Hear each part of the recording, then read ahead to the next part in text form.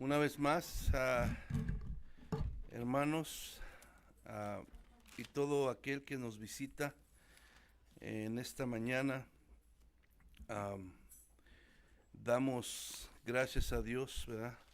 Porque nos permite estar aquí. Estamos contentos de que hayas podido, ¿verdad?, hacer el esfuerzo de poder venir para que juntos, ¿verdad?, vengamos delante del Señor, amén, y poder alabarlo y exaltarlo.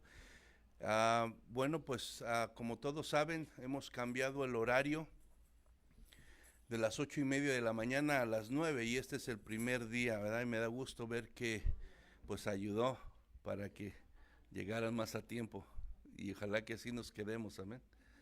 Me da gusto verlos, especialmente algunos hermanos que no habíamos visto por un tiempecito, que estaban enfermos, pero gracias a Dios que ya el Señor los sanó y están aquí y podemos gozarnos juntos, ¿verdad? Y a aquellos que nos visitan por primera vez también le damos la bienvenida. Esperamos que el Señor bendiga sus vidas de una manera muy especial, y que esta palabra, que es la verdad de Dios, pues hable a sus corazones, ¿verdad? Y les ministre en su necesidad, amén, porque todos como seres humanos estamos necesitados, y Dios tiene la respuesta para cada una de nuestras necesidades, amén. Solamente tenemos que abrir el corazón, amén. Aquí no se trata de ninguno de nosotros. Aquí el actor principal es Dios, es el Padre, es el Hijo y el Espíritu Santo, amén. Él es el protagonista de todo esto, amén. Y a Él es la gloria y a Él es la honra. Él es el que ha cambiado nuestras vidas. Por esa razón estamos aquí nosotros, amén. No porque seamos mejores que nadie, ni porque merezcamos un trato especial de Dios. No, simplemente porque Dios tuvo misericordia de nosotros. Y como repetimos una y otra vez, misericordia quiere decir cuando Dios no te da lo que merece. Y es lo que ha hecho Dios con nuestra vida. A pesar de nuestro pecado, Él nos ha perdonado y no nos ha dado nuestro merecido, sino ha extendido su gracia, su favor, su bondad, su amor, y nos ha dado salvación por medio de Jesucristo, amén. Por eso estamos aquí, y por eso seguimos anunciando lo que ha hecho en nuestras vidas, uh, que también lo puede hacer en las vidas de cualquier otra persona, no importa su pasado.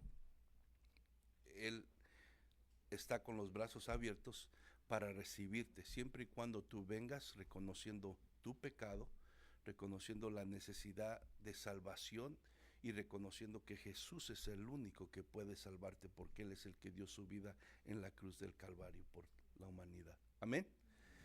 Y así pues, hermanos, vamos a dar inicio al servicio. Ahora el tiempo se me ha cortado media hora, estoy en un problema, a ver cómo le hago. Pero vamos, para los que no han estado con nosotros aquí, seguimos en el Evangelio de Mateo, y ya tenemos varios tiempo aquí. Acabamos de terminar la sección llamada el Sermón del Monte, que ha sido una bendición muy grande para mi vida, espero que haya sido para su vida. Todas estas verdades espirituales que nos han enseñado, ¿verdad? Mucho de lo que Dios es y lo que Dios espera de aquellos que caminan, ¿verdad?, dentro del reino de Dios, ¿verdad?, de la mano de Jesús. Entonces, acabamos el capítulo 7 y entramos hoy en el capítulo 8. Y esta otra sección, que es del capítulo 8 y 9, ¿verdad?, nos va a narrar varios milagros y cosas sobrenaturales que Jesús hizo, ¿verdad?, cuando andaba aquí en la tierra. Y pues vamos a empezar ahora con el capítulo 8, verso 1 al 4, amén. Y yo le he titulado a esta enseñanza hoy, el encuentro purificador con Jesús.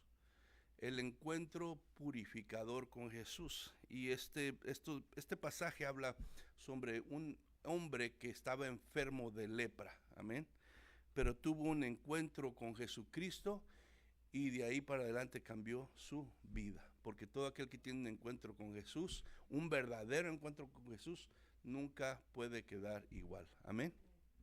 Entonces este se titula El encuentro purificador con Jesús. Y entonces vamos a leer capítulo 8, verso 1 al 4. Los que no tienen Biblia, ahí lo van a poner lo que es el pasaje principal. Y dice así la palabra en el nombre de Jesucristo. Dice, cuando descendió Jesús del monte, le seguía mucha gente. Y he aquí vino un leproso y se postró ante él, diciendo, Señor, si quieres puedes limpiarme. Jesús extendió la mano y lo tocó, diciendo, quiero, sé limpio. Y al instante su lepra desapareció. Entonces Jesús le dijo, mira, no le digas a nadie, sino ve y muéstrate al sacerdote y presenta la ofrenda que ordenó Moisés para testimonio de ellos. Padre, te damos gracias. En esta mañana venimos una vez más ante ti pidiendo que tú bendigas tu palabra. Sabemos, mi Dios, que tú eres el único que puedes hablar a nuestros corazones. Y pedimos que por medio de tu Espíritu, tu palabra sea llevada a nuestro corazón y toda incredulidad, toda indiferencia, Señor, sea quitada, Señor, y podamos, Señor, nosotros abrir nuestro corazón para que tu Espíritu Santo nos hable y nos revele, Señor, a lo que tú quieres decir a través de esta tu palabra, Señor. Danos un corazón humilde, un corazón que reconozca su necesidad y que no tema a humillarse delante de ti, Señor, porque tú estás dispuesto a dar a todo aquel que se humilla delante de tu presencia, Padre. En el nombre de Jesús te lo pedimos y te damos gracias, Señor. Amén y amén. Entonces, hermano, aquí estudiamos la palabra, lo que es libro por libro, capítulo por capítulo y verso por verso. Y como digo, estamos en el Evangelio de Mateo. Y nada más para dar, ¿verdad?, un contexto de todo lo que es Mateo y lo que hemos estado hablando. Quiero decir que el propósito del Evangelio de Mateo, hay 4 evangelios, que es Mateo, Marcos, Lucas y Juan, amén. Pero el propósito del Evangelio de Mateo, el cual es el primero en el Nuevo Testamento, es de alguna manera alcanzar con esto mensaje a la audiencia judía, aquellos judíos que se habían convertido a Cristo, aunque eran pocos en ese tiempo, pero había judíos que habían aceptado a Jesús como el Mesías. Y entonces el propósito de Mateo es, por medio de esto que va a hablar está hablando en el Evangelio, en su Evangelio, pues de alguna manera darles pruebas para confirmar su fe, amén. Porque obviamente había mucha gente que estaba en contra de la decisión que habían hecho. Y habían unos que de repente, como todo ser humano, le venía duda, ¿verdad? Y qué tal si no es, y qué tal si esto. Entonces, Mateo quiere dar pruebas de que la fe que han puesto en Jesús es una fe, ¿verdad?, que vale la pena, porque Jesús verdaderamente es el Mesías que Dios prometió. Que entonces ellos se esfuercen y que le sigan y caminen con él. Entonces va dirigido a los judíos específicamente, aunque ¿verdad?, es para todo creyente en general cuando lo leemos. ¿Y por qué digo esto? Porque así como el Evangelio de Mateo va dirigido a la audiencia judía, el Evangelio de Marcos de alguna manera va dirigido a los creyentes gentiles romanos. Todo aquel que no era judío era un gentil. Y entonces el Evangelio de Marcos lleva la intención de alcanzar a los gentiles romanos. Y el Evangelio de Lucas de alguna manera va con el propósito de hablar a los gentiles griegos, ¿verdad? Entonces por eso, pero Mateo va dirigido a los creyentes judíos de ese tiempo. Ah, y veíamos que en el capítulo 1 al 3, ahorita empezamos el 8, pero el capítulo 1 al 3 de Mateo, vemos cómo busca Mateo comprobar, guiado por el Espíritu Santo, busca comprobar que Jesús es el Mesías prometido desde el Antiguo Testamento por Dios. Y lo hace, ¿verdad? Empezando dando la genealogía, desde dónde viene Jesucristo, ¿verdad? Y para comprobar que Jesucristo viene del linaje de David, como Dios lo prometió que iba a ser. Por eso vemos que el primer capítulo, luego empieza Mateo con la genealogía de Jesús, de dónde desciende él. Y ahora como humano, obviamente sabemos que Jesús era 100% hombre, pero también era 100% Dios. Y como humano descendía, ¿verdad?, de la descendencia de David. Y otra cosa que quería comprobar Mateo, ¿verdad?, que Jesús era el Mesías prometido por Dios, ¿verdad? Lo hizo a través de la genealogía, también dio detalles del nacimiento de Jesús, porque si vemos en el Antiguo Testamento, hay detalles en los cuales dice cómo sería su nacimiento y en dónde nacería, ¿verdad? Y todo esto se cumplió cuando Jesús nació. Y también vemos que aparte de esto, Mateo narra cómo Juan el Bautista, el cual fue enviado para preparar el camino de la venida de Jesús, da testimonio, ¿verdad?, de que Jesús es el Cordero de Dios que quita el pecado del mundo. O sea, es el Mesías enviado a salvar a la humanidad, ¿verdad? Y entonces, hermano, eso es lo que vemos en del capítulo 1 al 3 más o menos de Mateo. Ahora, en el capítulo 4 empezamos como ya Jesús ya creció, llegó a la edad donde iba a comenzar su ministerio después de ser bautizado por Juan el Bautista. Y Jesús empieza entonces a decir que el reino de Dios, ¿verdad?, se ha acercado. Amén. Y lo que dice Jesús, ¿verdad?, que dice que hace un llamado al arrepentimiento. Dice, desde entonces comenzó Jesús a predicar y a decir, arrepentíos porque el reino de los cielos se ha acercado. Así comenzó Jesús su ministerio. Y después de esto, hermano, vimos nosotros en Mateo 5 a 7 cómo Jesús, después de que la gente lo empieza a seguir, obviamente no todos eran sus verdaderos discípulos, no todos lo habían aceptado como el Mesías, como el Salvador, pero de todos modos la Biblia menciona que una grande multitud lo seguía. ¿Por qué? Porque él andaba haciendo milagros, amén. Entonces la gente estaba asombrada y lo seguía, aunque verdaderamente no entendía quién él verdaderamente era. Hay algunos que sí, pero otros, la mayoría no. Entonces aquí en el Sermón del Monte, lo que hace Jesús es que fue al monte, se sentó y empezó a enseñar a sus discípulos, ¿verdad?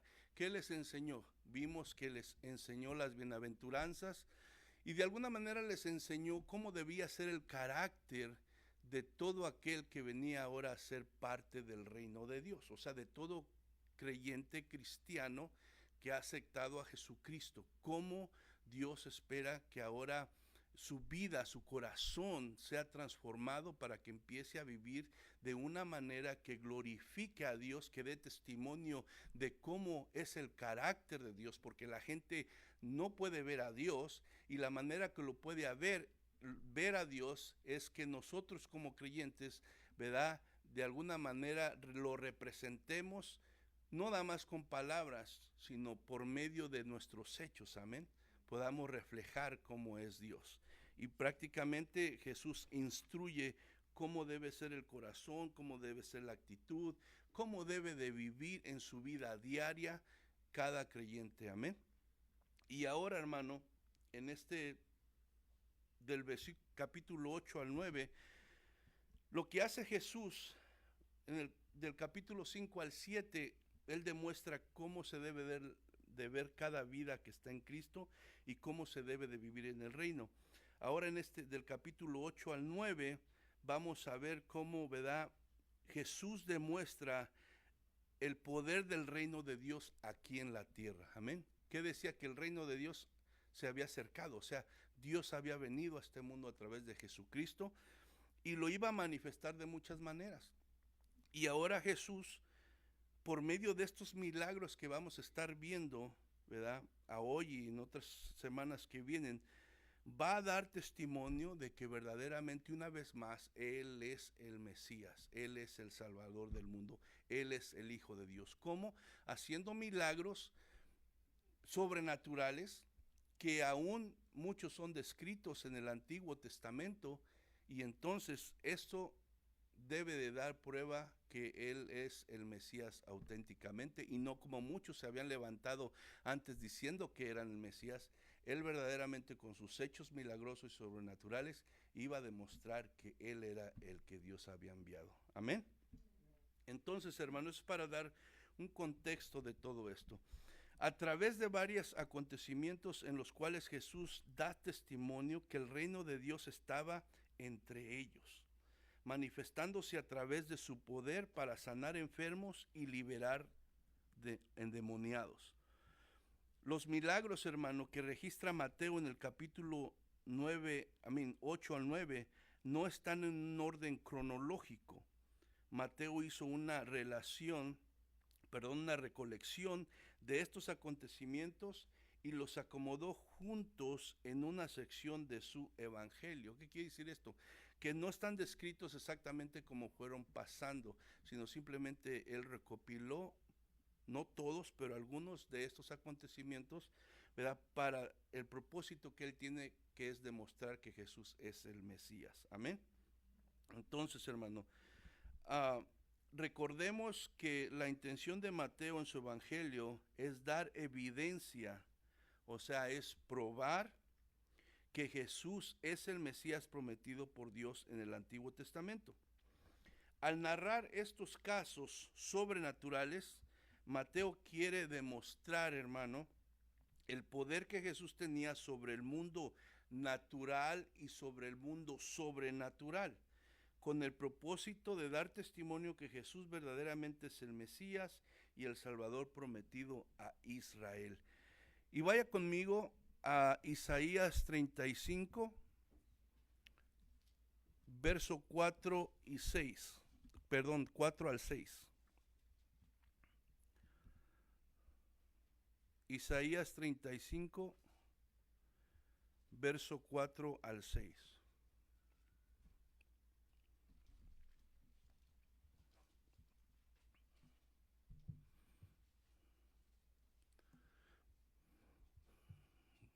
Dice así la palabra: decid a los de corazón apocado, esforzaos, no temáis. He aquí que vuestro Dios viene con retribución, con pago. Dios mismo vendrá y os salvará. Entonces los ojos de los ciegos serán abiertos y los oídos de los sordos se abrirán. Entonces el cojo saltará como un ciervo y cantará la lengua del mudo, porque aguas serán cavadas en el desierto y torrentes en la soledad. Aquí estaba anunciando Dios que a pesar de los sufrimientos que estaban pasando el pueblo de Israel, ¿verdad?, por su desobediencia, venía un día de esperanza, venía un día en que Dios en su misericordia iba a mandar a un Salvador, y ese era Jesucristo, ¿verdad?, que iba a venir a redimir a su pueblo de sus pecados. Y dice, ¿verdad?, aquí que cuando el Mesías apareciera, ¿verdad?, el Hijo de Dios, aquel que Dios había determinado que vendría a salvar al pecador, cuando él apareciera iba a hacer milagros. Dice que los ciegos, ¿verdad?, sus ojos iban a ser abiertos y los sordos iban a oír, y el cojo iba a ser sanado y iba a saltar, ¿verdad? Y dice que aquellos que aún eran mudos van a poder cantar. ¿Por qué? Porque la misericordia de Dios se había llegado a este mundo y el Mesías iba a ser manifestado de esta manera. Con esto iba a comprobar que era verdaderamente aquel que Dios había mandado. ¿Y qué hace cuando está Jesús aquí donde estamos viendo? Hace milagros sobrenaturales, ¿verdad? Y vemos cómo, ¿verdad?, ciegos son sanados y cómo cojos, ¿verdad?, son levantados. Y eso, hermano, es lo que da testimonio de que verdaderamente Jesucristo es el Hijo de Dios. Amén. Entonces, hermanos, los milagros de Jesús que vemos aquí dan cumplimiento a las promesas de Dios en el Antiguo Testamento, lo cual, ¿verdad?, da evidencia de que Jesús era el Salvador que venía al mundo ante todo a sanar la condición espiritual de la humanidad. Ese es el primer, ¿verdad?, y principal propósito de Dios al mandar a Jesucristo: sanar la condición espiritual de todo ser humano. Esa es su prioridad. Pero, hermano, Jesús hacía estas sanidades, ¿verdad?, en el físico, para demostrar, como decimos y repetimos varias veces, y dar evidencia que Él era aquel que Dios había enviado. Amén. Pero, y así como ese era el propósito desde el principio, ese es el propósito primordial de Dios, ¿verdad? Nuestra salud espiritual. Porque Dios nos puede y nos hace milagros y nos sana en su misericordia, pero la realidad es que un día vamos a morir. La realidad es que un día vamos a morir y vamos a estar delante de Dios, vamos a ser juzgados, y la única manera de que nosotros podemos encontrar, ¿verdad?, el perdón y salvación y justificación es a través de poner nuestra fe en Jesucristo. Y eso es lo que Jesús quería hacer. Él no solamente venía a maravillar a todos y a sorprenderlos para que todos le aplaudieran. No, Él quería que por medio de esto, esta gente reconociera que Él era el Salvador, que pusiera su fe en Él, porque la finalidad de Jesucristo en esta tierra era venir a salvar su alma del infierno, ¿verdad? A venir, ¿verdad?, a perdonar los pecados de aquellos que se arrepintieran y reconocieran, ¿verdad?, su necesidad, su ofensa a Dios y su necesidad de salvación, porque eso es lo único que podía reconciliarlos con Dios. Amén. La Biblia dice que todos estamos separados de Dios por nuestro pecado. Y la única manera de poder ser reconciliados con Dios y de poder recibir perdón de nuestros pecados y de poder recibir salvación es por medio de Jesucristo, porque Él dio su vida por nosotros. Amén. Ese sigue siendo la prioridad de Dios en estos tiempos. Amén. Esta, hermano, es una sección de Mateo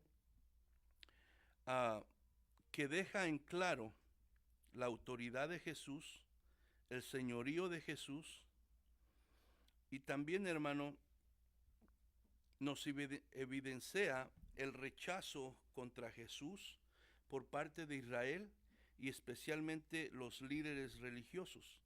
A la misma vez podemos ver que los gentiles tienen una mejor disposición para con Jesús. Amén. Entonces, ahora sí, vamos a entrar en el primer versículo del capítulo 8. Eso, como le digo, es para que todos tuvieran una idea general.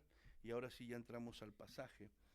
Dice Mateo 8:1: cuando descendió Jesús del monte, le seguía mucha gente. Cuando descendió Jesús del monte, le seguía mucha gente. ¿Qué decíamos? Que él había subido a un monte a enseñar, ¿verdad?, a sus discípulos. Pero cuando terminó, él descendió, ¿verdad? Y dice aquí la palabra de Dios que cuando él descendió, pues muchos, en vez de irse a sus casas, le siguieron a donde él iba, ¿verdad? Pero vemos, hermano, que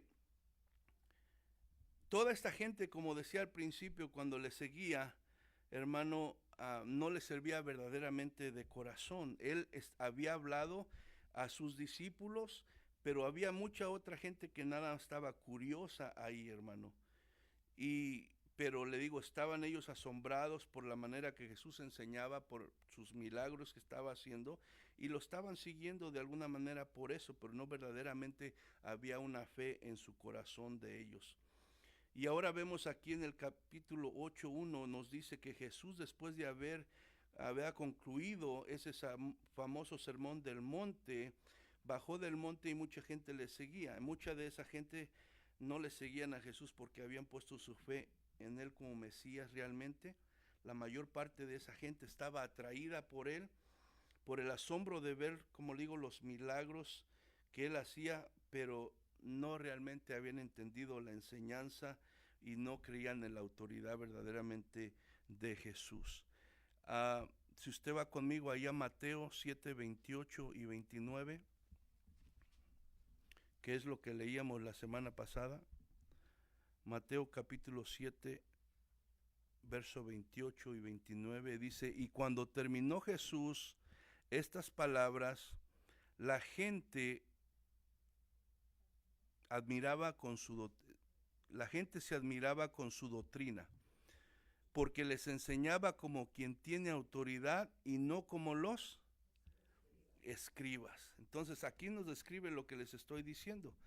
Realmente la gente no le seguía porque había puesto su fe en él y había creído que él era el enviado de Dios, sino siempre lo oían hablar de una manera diferente, con autoridad y no como los maestros religiosos que en esos tiempos les enseñaban. Entonces, ¿qué nos dice esto? Que su fe de esta gente no era una fe auténtica, no eran realmente sus discípulos, no eran gente que estaba comprometida a seguir con verdadera fe a Jesucristo y sus enseñanzas que él acababa de dar. Entonces ellos lo que querían era experimentar milagros sobrenaturales, pero no estaban conscientes de la necesidad de Jesús en sus corazones como Señor y Salvador. Amén.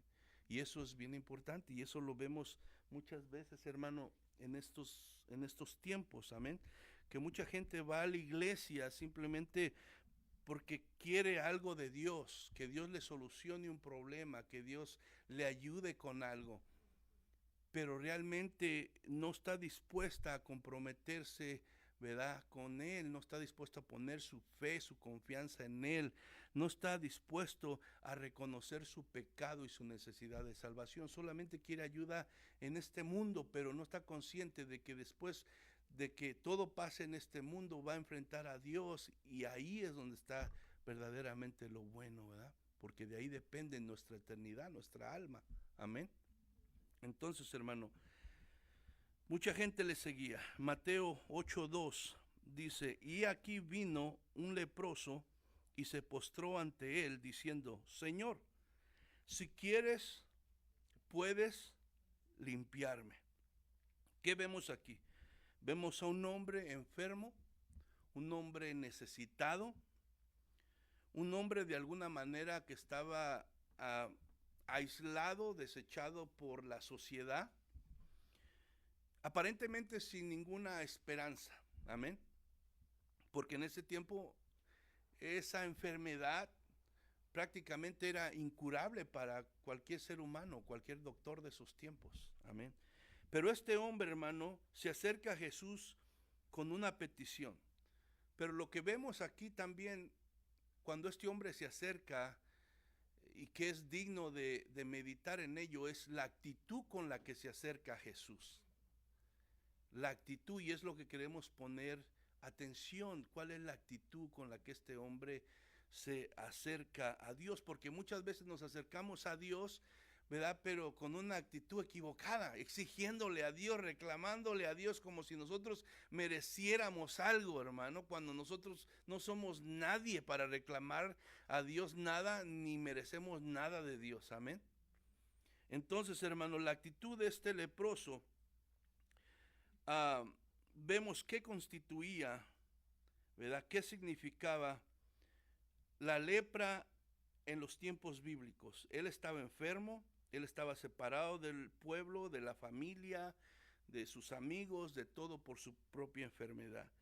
Y vale la pena de alguna manera meditar, ¿verdad?, la gravedad de esto, porque no solamente era el sufrimiento físico que él tenía, sino aparte el sufrimiento de no estar junto con sus seres queridos, hermano. De poder tener, tal vez no se estaba casado, tenía hijos o tenía padres, no podía estar con ellos. Y aparte de eso, hermano, ni siquiera podía acercarse a ellos, ni podía ir y tener la libertad de adorar a Dios y juntarse con todos aquellos que se adoraban a Dios en el templo. O sea, era una persona que de alguna manera se aislaba y de alguna manera se trataba de no estar cerca de ellos por lo mismo que podían contagiar. Entonces, tener lepra en los tiempos bíblicos era algo muy, muy triste, hermano. constituía la expulsión de la persona con lepra de la comunión con toda la sociedad y de la libertad, como les digo, de participar en las cosas religiosas. Se le aislaba por completo del contacto con todo aquel que no estuviera contagiado con esta enfermedad. La persona, ¿verdad?, era declarada inmunda, dice su palabra. ¿Y qué quiere decir inmundo? La persona era declarada sucia, impura, ¿verdad? Así, imagínense que a ti te vieran o a mí me vieran de esa manera, o sea, así era declarada esa persona inmunda, que quiere decir sucia o impura. Y vaya conmigo a Levíticos.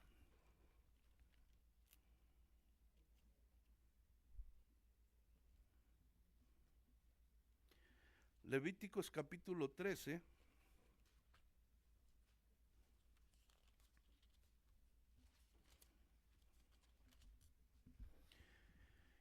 Voy a leer del 1 al 3 y después me voy a saltar al 45 y al 46. Levíticos capítulo 13, verso 1 al 3 dice: habló Jehová a Moisés y a Aarón diciendo: cuando el hombre tuviere en la piel de su cuerpo hinchazón o erupción o mancha blanca y hubiera en la piel de su cuerpo como llaga de lepra, será traído a Aarón el sacerdote o a uno de sus hijos los sacerdotes, y el sacerdote mirará la llaga en la piel del cuerpo. Si el pelo en la llaga se ha vuelto blanco y pareciere llaga más profunda que la piel de la carne, llaga de lepra es, y el sacerdote le reconocerá y le declarará inmundo. Y verso 45 y 46 dice: y el leproso en quien hubiera llaga llevará vestidos rasgados y su cabeza descubierta, y embozado pregonará: inmundo, inmundo, todo el tiempo que la llaga estuviere en él será inmundo, estará impuro y habitará, ¿qué? Solo fuera del campamento será su morada. Era algo triste, era algo difícil, hermano. Entonces vemos que los judíos también en aquel tiempo, hermano, tenían de alguna manera el concepto de que todo el que tuviera lepra era por causa como que del castigo de Dios por su pecado. Había cometido un pecado de tal manera que Dios lo estaba juzgando y lo estaba enjuiciando con esta enfermedad por causa de su pecado. Eso era lo que creían los judíos en ese tiempo, porque era algo muy, muy triste y muy difícil. Entonces, hermano, en los tiempos bíblicos, como les decía hace rato, la lepra era una enfermedad incurable por el hombre. Y en el Antiguo Testamento solo vemos 2 casos en los cuales la lepra fueron curados, pero no fueron curados, ¿verdad?, por el hombre humanamente, sino fueron curados por Dios como una manera sobrenatural. Tenemos el caso de María, la hermana de Aarón y la hermana de Moisés. Dice la Biblia que murmuraron contra Moisés y de castigo Dios mandó la lepra a María, y dice que se puso blanca, amén. Pero Aarón, ¿verdad?, corrió a Moisés y le pidió que le suplicara a Dios que por favor le quitara la lepra. Moisés intercedió y el Señor dijo: ok, pero de perdida tiene que pasar 7 días fuera del campamento y después va a regresar de alguna manera por haber murmurado. Y vemos que Dios mismo fue el que la sanó. Y luego tenemos otro caso allá en Reyes, donde, ¿verdad?, Naamán, ¿verdad?, que es un soldado sirio, tiene lepra también, y va con el profeta Eliseo. Y él espera que el profeta salga y, como él es alguien importante, lo reciba, ore por él y todas esas cosas. Pero el profeta Eliseo lo que hace es manda a su siervo y le dice: dile que vaya y se meta en el Jordán 7 veces, y a las 7 veces va a salir limpio. Pues salió el siervo de Eliseo, le dijo, y se enojó y ya se iba a regresar para Siria. y los siervos de ese hombre lo convencieron y se fue y siempre hizo lo que Eliseo, el profeta, había dicho, y sucedió exactamente como, ¿verdad?, dijo Eliseo, pero fue un milagro que Dios hizo al sanarlo, fue algo sobrenatural, no fue algo que lo curó un ser humano. Amén. Entonces, hermano, solo esos dos casos vemos en el Antiguo Testamento. Entonces, hermano, pero la cosa aquí es que la fama de Jesús había crecido tanto, ¿verdad?, en ese tiempo en donde estamos ahorita, que la gente venía de todas partes en busca de un milagro, hermano. Entonces, entre toda esta multitud aparece un hombre con lepra. Este acontecimiento, o sea, este encuentro entre Jesús y el leproso, nos da, como les decía yo al principio, un modelo, cómo debemos nosotros acercarnos a Dios en nuestras necesidades. ¿Cuál debe ser nuestra actitud cuando nosotros, ¿verdad?, le pedimos ayuda a Dios? Y es triste, hermano, que como seres humanos no entendemos esto y tomamos una posición como si Dios nos debiera algo a nosotros. Amén. Y no, realmente no. Aún hay, tristemente, iglesias cristianas donde se cree de esta manera, donde tú puedes reclamar, ¿verdad?, y proclamar y exigir que Dios porque eres su hijo, a que Él haga lo que tú quieres. Y eso es algo erróneo y una actitud equivocada. Amén. Porque si vemos aquí, tenemos un ejemplo cómo nosotros debemos acercarnos a Dios. Amén. Entonces, hermano, la actitud del hombre leproso es la correcta y es la que cada uno de nosotros debemos de tener cuando nos acercamos a Dios. Dice primeramente que el hombre se postró ante Jesús y le llamó Señor. ¿Qué quiere decir esto? Que el hombre reconoció, ¿verdad?, la soberanía y el poder de Jesucristo. Él lo reconoció. Qué soberano, que Él está en control de todas las cosas, en los cielos, en la tierra, en el mar y en todo lugar. Dios es soberano, Él está sobre todo. No pasa nada que Él no suceda, que Él no esté en control. No quiere decir que todo lo que pasa es, ¿verdad?, exactamente lo que Dios quiere, pero sí es que Dios está en control de todo. Amén. Y nada sucede si Él no lo permite. Eso es soberano. Y reconoció también el poder, ¿verdad?, de Jesucristo. ¿Cómo sabemos eso? Por lo que Él dice.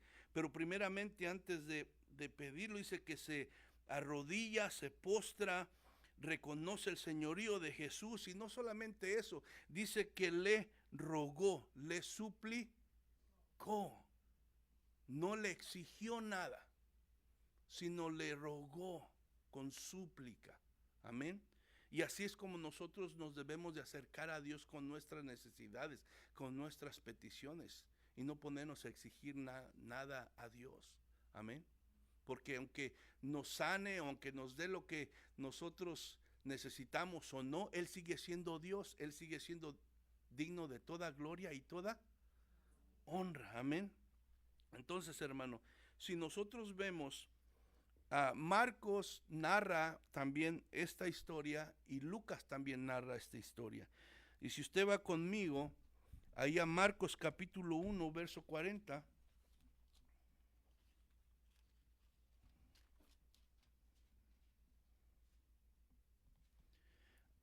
Aquí añade algo más Marcos, dice, vino a él un leproso rogándole, hincada la rodilla, ¿verdad? Rogándole e hincada la rodilla. Le dijo que si quieres, puedes limpiarme, si quieres. O sea, Él le está rogando, le está suplicando, no le exige, pero aún así, Él le dice, si tú quieres, amén, puedes limpiarme. El deseo de este hombre, ¿qué creen que era? Ser limpio, ser sanado para regresar a su familia, a la sociedad y a vivir una vida normal, amén. Él deseaba una vida normal, pero a pesar de lo que él deseaba, reconocía que él no estaba en la posición de exigirle nada a Dios. Amén. Reconocía eso. Él tenía la certeza en su corazón de que Jesús podía sanarlo, limpiarlo. Su fe en Jesús era genuina y sincera. No había duda en su corazón, ¿verdad? Y lo demuestra con las palabras que dijo. Pero también a la misma vez reconocía que la soberana voluntad de Dios está por encima de la voluntad del hombre. Y es lo que tú y yo tenemos que tener bien presente, hermano. Que la voluntad de Dios está por encima de nuestra voluntad. Y aunque nos duela, aunque estemos sufriendo, aunque estemos padeciendo muchas veces, si Dios lo está permitiendo, tiene un propósito, amén. Y cuando no pasa lo que yo quiero que pase, yo no debo de enojarme con Dios, yo no debo de exigirle a Dios nada, ni debo de nada de esas cosas, sino debo reconocer que la voluntad de Dios en ese momento para mi vida es que esté pasando lo que estoy pasando. Por alguna razón, por algún motivo, por alguna circunstancia que tú y yo no podemos ver ni entender en ese momento, pero si Dios lo permite es porque Dios tiene un propósito y porque en ese momento es lo mejor para mi vida, aunque tú y yo no lo entendamos, hermano. Imagínese usted, póngase en la situación de este leproso.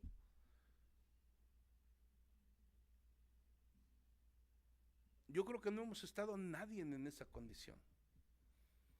Y él no se anima a exigir, sino dice, él cree que lo puede hacer, pero dice, si tú quieres, si es tu voluntad, yo sé que tú tienes el poder, yo sé que tú eres Dios, yo sé que eres soberano, pero si tú quieres, si es tu voluntad, si es el momento, puedes limpiarme.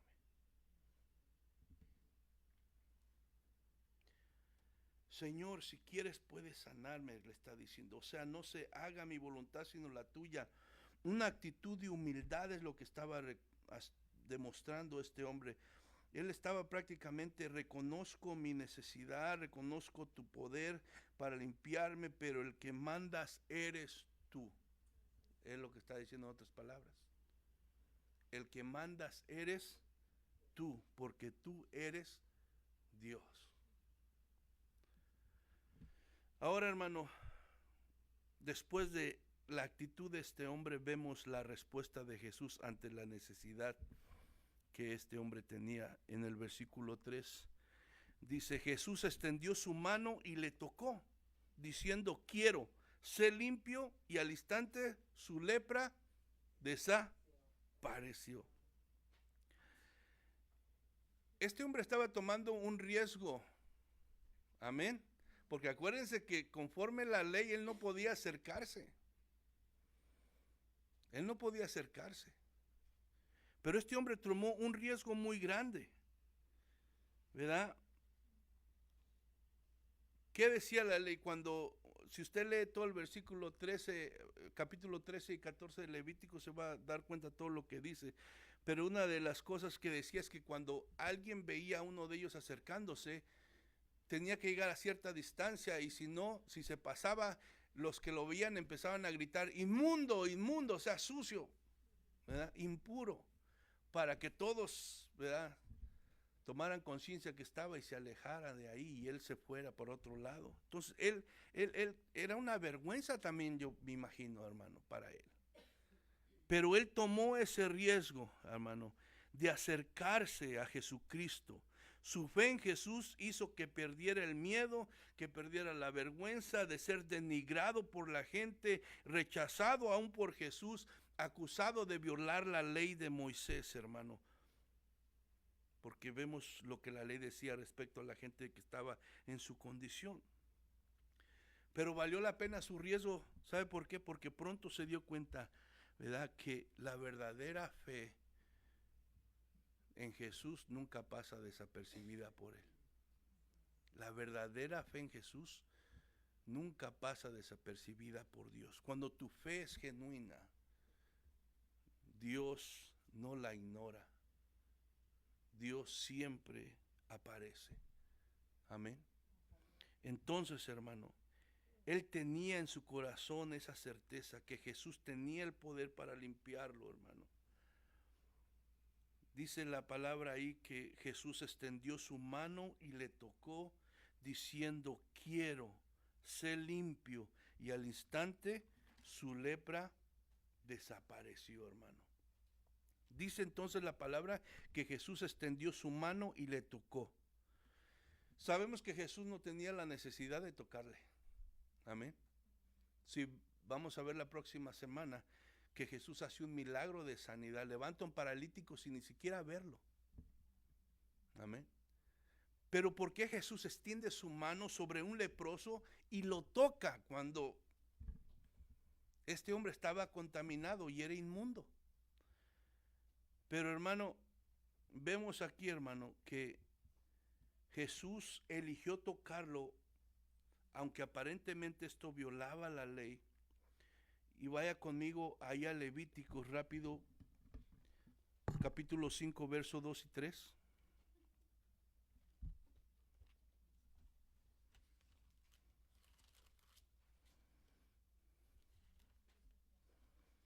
Capítulo 5.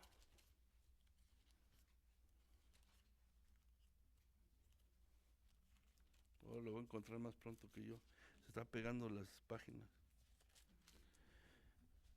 Verso 12:3 dice, asimismo la persona que hubiere tocado cualquier cosa inmunda, sea cadáver de bestia inmunda, o cadáver de animal inmundo, o cadáver de reptil inmundo, bien que no lo supiere, será inmunda y habrá delinquido.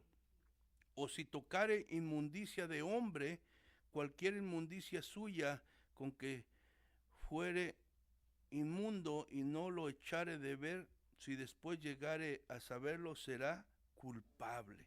O sea, no podía, no debía, ¿verdad?, tocarlo, pero Jesús, ¿verdad?, lo toca. Sabemos, hermano, que Jesús, obviamente, pues, aunque era hombre 100% y Dios 100%, Él no era, ¿verdad?, como uno de nosotros. Yo creo que cuando la gente vio esta acción de Jesús, ¿verdad?, se quedó sorprendida al ver que Jesús estaba tocando a este hombre, cuando no debería ni siquiera haberse acercado a él. Como digo, los leprosos eran intocables, tocarlos exponía a la persona a ser infectados. Especialmente para los judíos, acercarse o tocar a un leproso representaba quedar ceremonialmente impuro, quiere decir que ya no podía participar de la adoración a Dios, hermano. Entonces era algo grave que todos trataban de evitar. Pero Jesús, hermano, como le digo, no es como nosotros los humanos. Jesús no puede ser contaminado. Al contrario, Jesús todo lo que toca lo purifica. Él no puede ser contaminado, sino todo lo que Jesús toca lo purifica y lo hace apto para adorar a Dios. Y era exactamente lo que este hombre necesitaba, y es exactamente lo que cada ser humano necesita. Amén.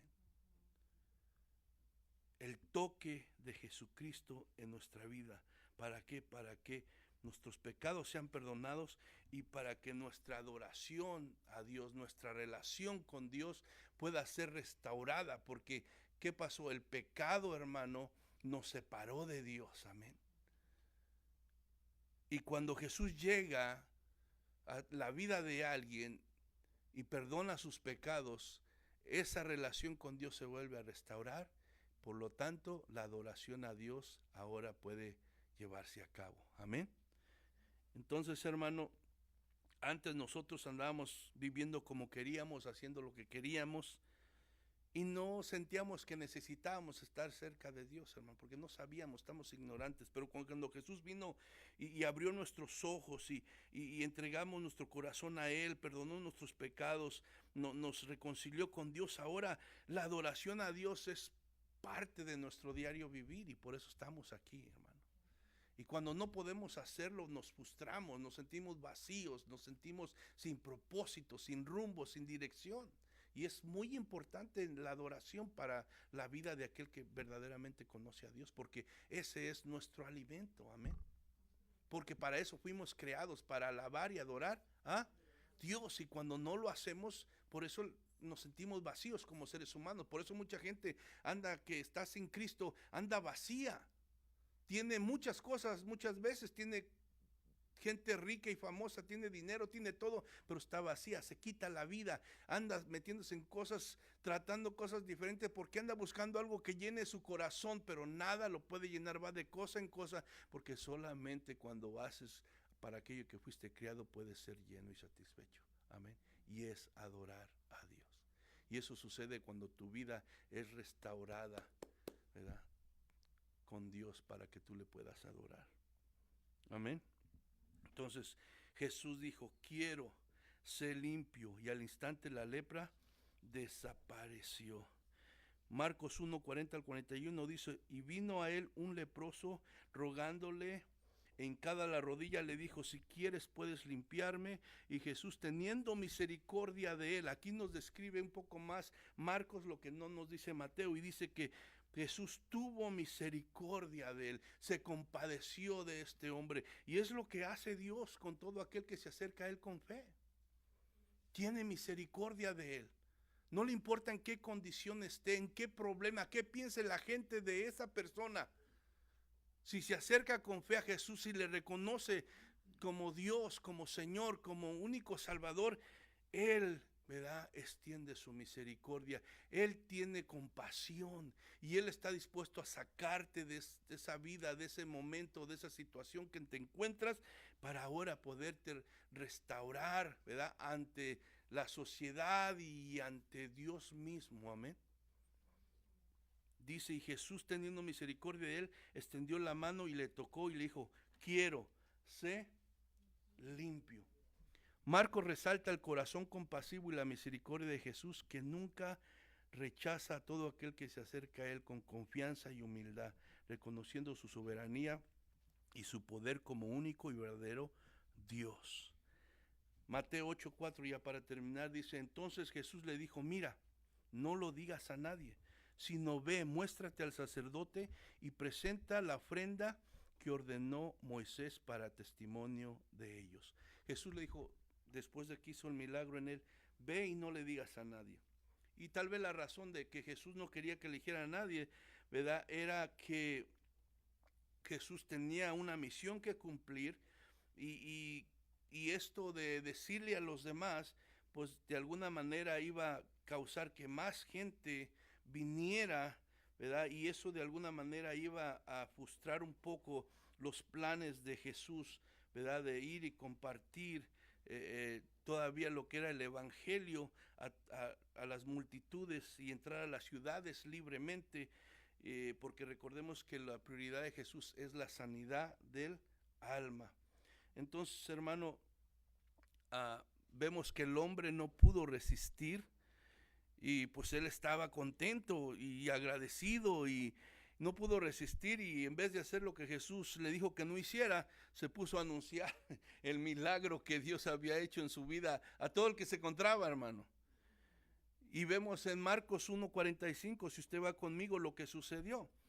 Marcos 1:45 dice, pero ido él, está hablando del leproso, comenzó a publicarlo mucho y a divulgar el hecho, de manera que ya Jesús no podía entrar abiertamente en la ciudad, sino que se quedaba fuera en los lugares desiertos, y venían a él de todas partes. Sí, eso causó que ya Jesús no podría entrar libremente a las ciudades. Entonces, pero aún quedándose por fuera de las ciudades, la gente todavía venía y lo buscaba, porque la gente siempre tenemos necesidad. Amén. Entonces, hermano, y luego dice Jesús, sino ve y muéstrate al sacerdote y presenta la ofrenda que ordenó Moisés. Jesús le ordena a este hombre que cumpla con lo que la ley manda hacer cuando un leproso es sanado. ¿Y qué es lo que la ley manda hacer? Levíticos 14, 4 al 7.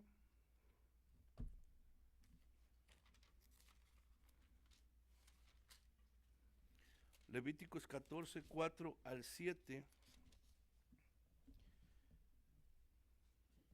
Dice, y el sacerdote mandará luego que se tomen para él, que se purifica, 2 avecillas vivas, limpias y madera de cedro, grana e hisopo, y mandará el sacerdote matar a una avecilla en un vaso de barro sobre aguas corrientes.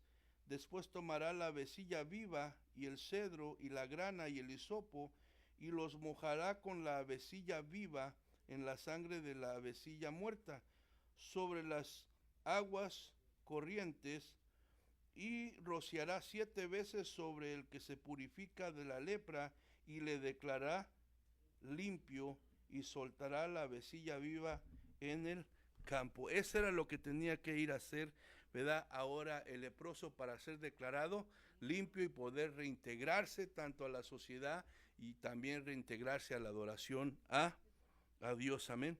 Entonces, bajo la ley, los sacerdotes ejercían el papel de un médico.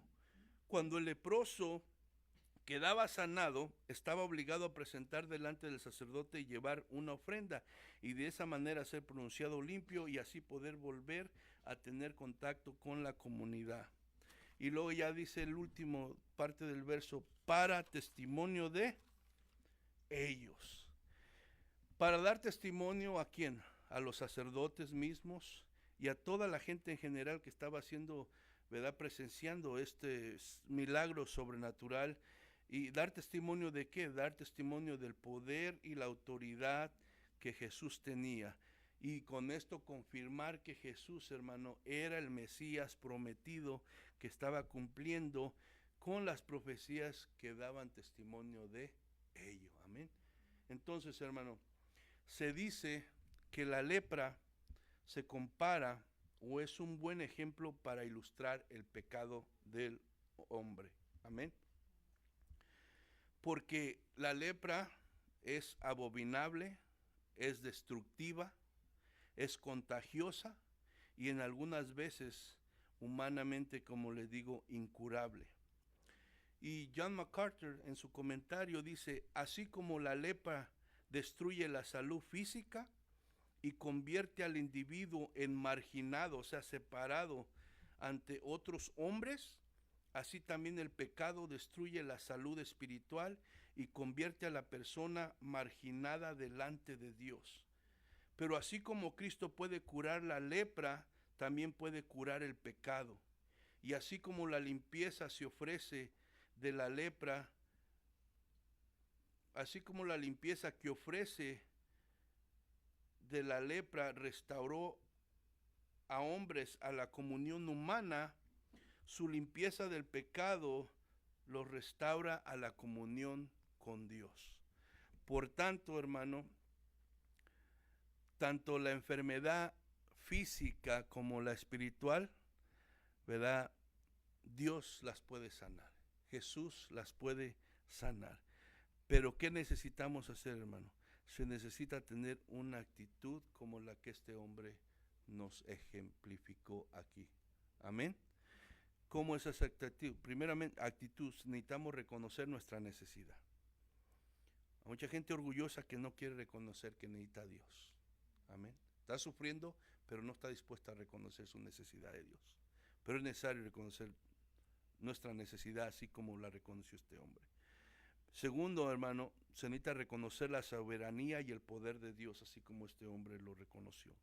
Se necesita hacer a un lado todos los obstáculos y acercarnos con fe. Ponemos muchos pretextos muchas veces como seres humanos, pero necesitamos hacer a un lado todo. Este hombre podía haber dicho, no, pues, ¿cómo me acerco a él? Si la ley dice esto, si van a empezar a burlarse de mí, o van a gritar, o me van a denigrar, pero él no le importó, él se acercó porque reconoció su necesidad y reconoció la soberanía y el poder de Jesucristo. Amén. Entonces, hermanos, necesitamos acercarnos con fe, haciendo a un lado los obstáculos. También tener una actitud humilde ante Dios. Dice que Dios desprecia a los orgullosos, pero da gracia a los humildes. También tenemos que creer que Jesús es misericordioso, compasivo, y creer que la voluntad de Dios es buena para cada uno de nosotros. Si lo hacemos así, también podemos tener un encuentro con Jesús, un encuentro purificador que nos limpie de todo pecado. Amén. Vamos a ponernos de pie. Gloria a Dios. Padre, te agradecemos Señor, en esta mañana tu palabra, Señor, pedimos que tú lleves tu palabra a cada corazón, Señor, que está aquí. Tú sabes la necesidad de cada uno y te pido que cada uno seamos humildes y cada uno tengamos la actitud correcta y nos humillemos delante de ti y confiemos en ti, Señor, y reconozcamos que tú eres el Mesías, el Hijo de Dios, el Salvador del mundo, la única esperanza para el ser humano para salvación, Padre. Pido que pongas fe en los corazones y nos ayudes a acercarnos a ti confiados, Señor, creyendo que tú eres un Dios misericordioso y compasivo, Padre. En el nombre de Cristo Jesús te lo pido y te doy gracias, Señor. Amén y amén.